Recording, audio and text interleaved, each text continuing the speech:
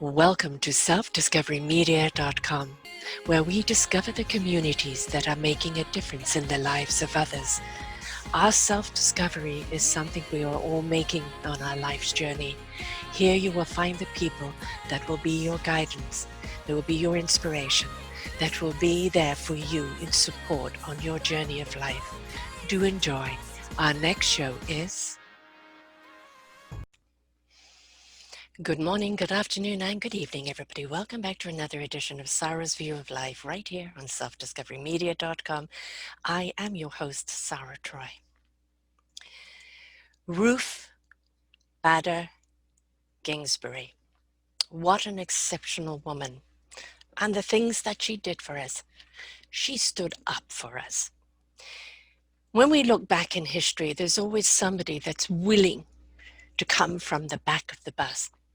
Somebody that's willing to stand up in a crowd and be the only one, be vulnerable, but stand up for justice, stand up for others. And this is a little tribute to Ruth, and also a little tribute to you, those that have stood up. Now it is said that because of this astounding human being, women can take out credit cards in their own names without a male signature. Women can't be fired for being pregnant. Women can earn admittance into the military academies. Women are legally protected from any form of violence. Women are allowed to live with their significant other without being married. Women can ask for a divorce due to domestic violence. Women can open up their own bank accounts without male permission. Women can adopt a baby as a single woman. Women are allowed to sue companies for pay discrimination even after 6 months have passed on. We are immensely amount of gratitude to Ruth Bader Ginsburg for the freedoms that we enjoy as women. You know, we're at that stage in life, folks, where it's extremely easy right now to become despondent. I know myself that the negativity out there is trying to infiltrate, and I'm desperately trying to ward it off. And I know what the answer is, and that's feed more and more love. But it's very easy right now where people are looking at what's going on out there and going, you know what, I can't cope with it. I'm having to take a step back. I'm having to retreat. And I know how you feel. And you know what? Take a day of that. After this show today, I am going down into the city, down by the water, go and have a cup of coffee somewhere, a bite to eat, and just enjoy the wonderful conduit from the water, and from the wind, and from the breeze, and from the people around me. We have to replenish ourselves. We have to download the angst, the disappointment, the sorrow, the pain, and we have to bring back in the good vibrations that are going to help us stand up. Do you think it was easy for Ruth? She was born in 1933. What rights did women have then? She's fought her entire life for other women's rights. She, right to the end, even with cancer, she didn't give up. She didn't give in. She didn't take a day off. She carried on fighting because she knew it was important. And there have been so many that have stood up for us. And we cannot take this for granted. Our suffragettes, the right to vote, the right to be even seen as an individual, not as a property of man. I wish the youth today would turn around and look at all those that have fought for them in the past, for all of them that have stood up, that have paved the way that you so... I've got to mind my words today, that you so travel on without maybe gratitude or awareness of those that paved it for you. I have on Self-Discovery Media interviewed so many women and men, but I'm talking women today, that have stepped into their courage, that have found their strength, that their calling and their commitment and their fight for what was right made them go through the hurricane, the tsunami, the whatever it is that they had to do, the climbing of Mount Everest, the struggles, but each one of them would do it again because of the results that they got. You see, I'm sure with Ruth, it wasn't like, well, you know, I've done all of these things, I can rest on my laurels now. She still saw so much to be done, so much more equality that needs to be done. We have now been at the mercy of men for thousands of years, where they deemed as property, as they did Black people, as they did Aboriginal people, as they did Native Indian people. And we know that era is coming to an end. And why do you think they're panicking so much in the world, especially in America? Because the white elitist, and I'm talking just being elitist by being white, are so fearful that everybody else is going to take over that they'd rather see everyone eliminated. There was a posting today showing the fires of California, a guy with a whole posting there, burn California, burn you democratic slum, and scum rather. And it's really, does that kind of hate get you anywhere? Anger begets anger. Hate creates more hate. I very much dislike what's going on in the world right now. I very much dislike the people that are living in the fires of hate because it's consuming them. All sense of reasoning has gone. Even if you throw a bucket of ice on them to douse out their fire, it's an opportunity for them to rise up and see something different, but will they?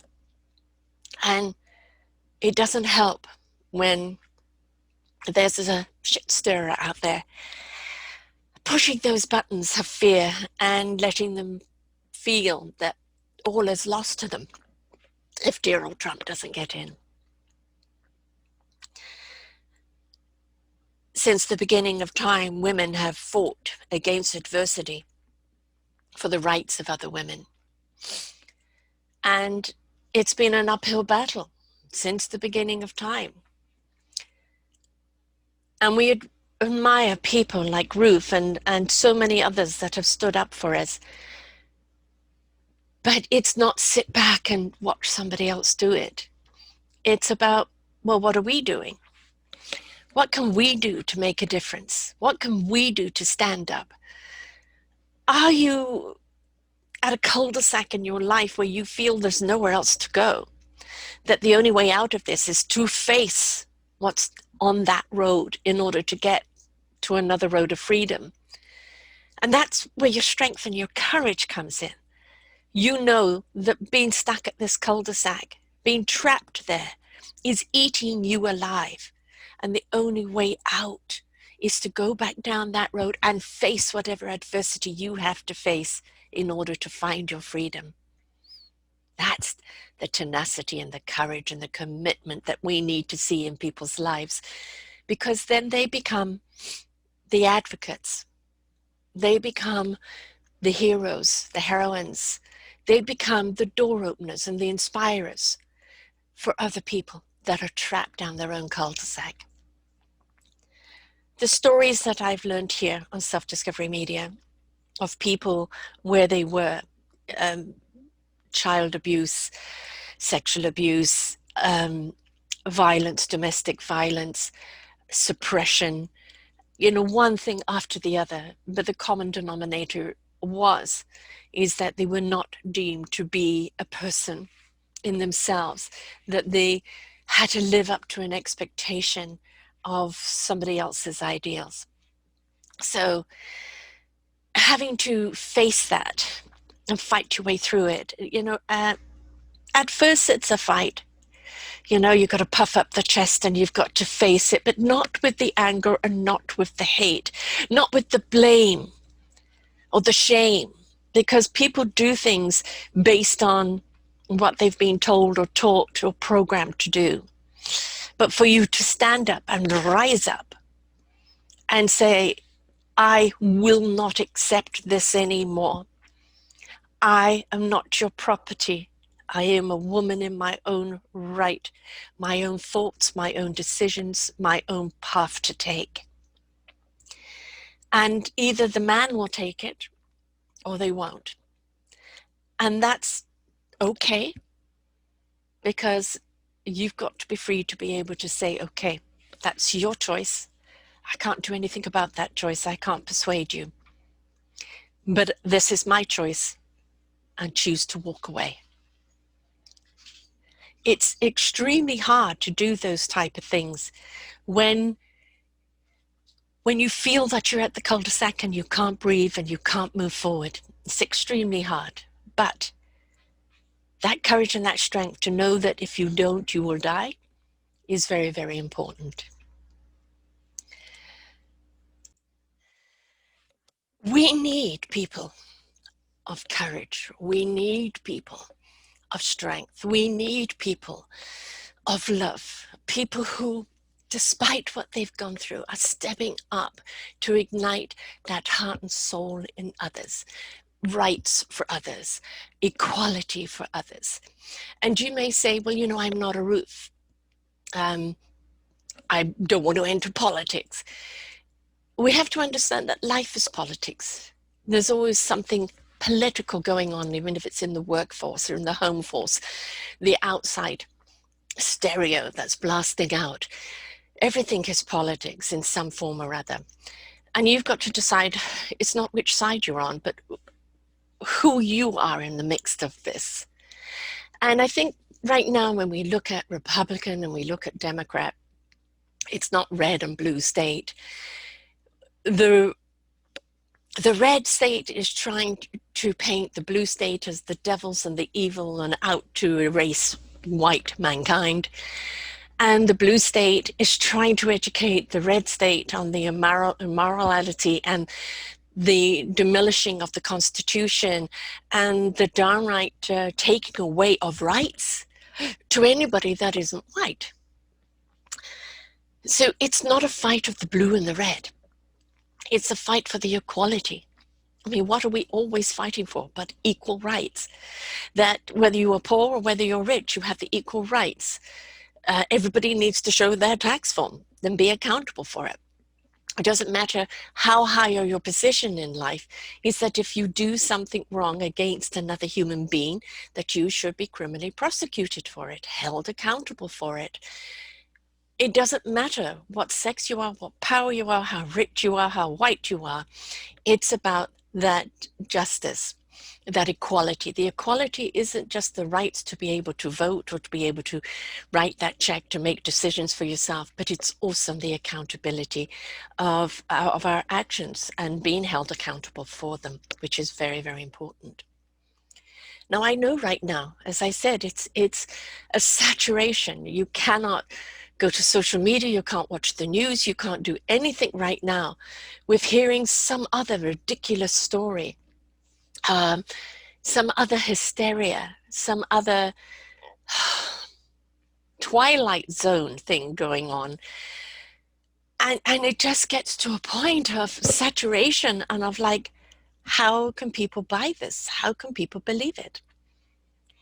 I was booking somebody on to try and get a perspective of why they were voting for Trump. But then I listened to one of their YouTubes and I thought, this is just like the social media and everything else I'm watching. It was all about how the Democrats are evil, how COVID virus is a hoax, how the fires are eliminating evil. And I thought, I can't do it. Sorry, folks. As much as I would love to get an understanding of why people are voting this way, ignoring all the moral compass, ignoring all the rights that are being taken away, I couldn't do that because it was everything that I'm against. And so I actually canceled the show when I was flying, because I said, here we're about uniting, empowering each other, not about demeaning, demolishing, or hating each other. And I just couldn't go against that grain.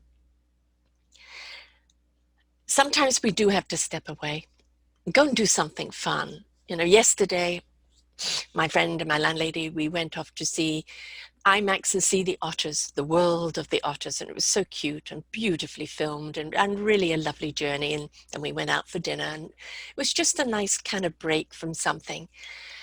And today I'm going to go for a nice walk into the city and just, as I said, take a breath from it all. Tomorrow I'll be back doing shows. And we will be there as an inspiration for people who are at that crossroads, or who feel they're at the end of the cul-de-sac, or who just don't know how to cut through the garbage and have a voice of their own. And we're there with all our shows that we do. We're there on how to navigate through COVID. We're there how to navigate through discrimination. We're there how to navigate through pain and suffering and trauma.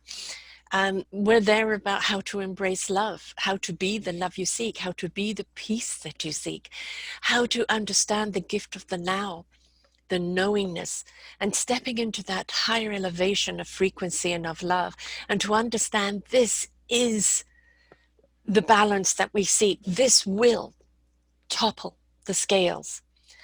See, right now, all the media and everything is talking about is the hate rhetoric. But if we feed the love, and if we feed the possibilities, and we feed the people that have stood up for us, including ourselves, the standing up for ourselves, we're feeding the right vibration. We're feeding the possibilities. And we can see the benefits that it will bring about. And the benefits that it will bring about will be the empowerment of our spirits and our hearts and our souls, and the clarity of thought and the clarity of action. We have a lot to thank Ruth for, and we have a lot to thank many, many other women who have stood up. I look at Michelle Obama, who she is. Trump's son said the other day, his mother-in-law, it's very hard to be a model. She had to fight through for all of that. Anybody could be a lawyer. And you look at statements like that, and it's like, okay, try being a lawyer. Try it. See how difficult it is. I understand the model world is cutthroat, and you've really got to have a lot of strength to be in it, because you're going to get an awful lot of rejection. And it can build character, and it can build strength. That's not demeaning the trade at all. But it's this constant bashing, this constant comparing. And where are we going to use our common sense? When are we going to stop buying all this hate? Because don't forget, if they don't have an audience, you can't have a movement. And let us be the movement of love. I've often said that all this hate that's on the surface, like a tidal wave coming in, don't underestimate the current of love, the current of higher frequency, the current of equality, the current of self-love, the current of collaboration is in play, and it's gathering momentum. That movement is just flowing everywhere. It's not on CNN or Fox News or any of that. You'll not see it on there. They will demonize it. It's about us being the solution that we seek. It's about us being the strength. It's about us being the Ruths and standing up.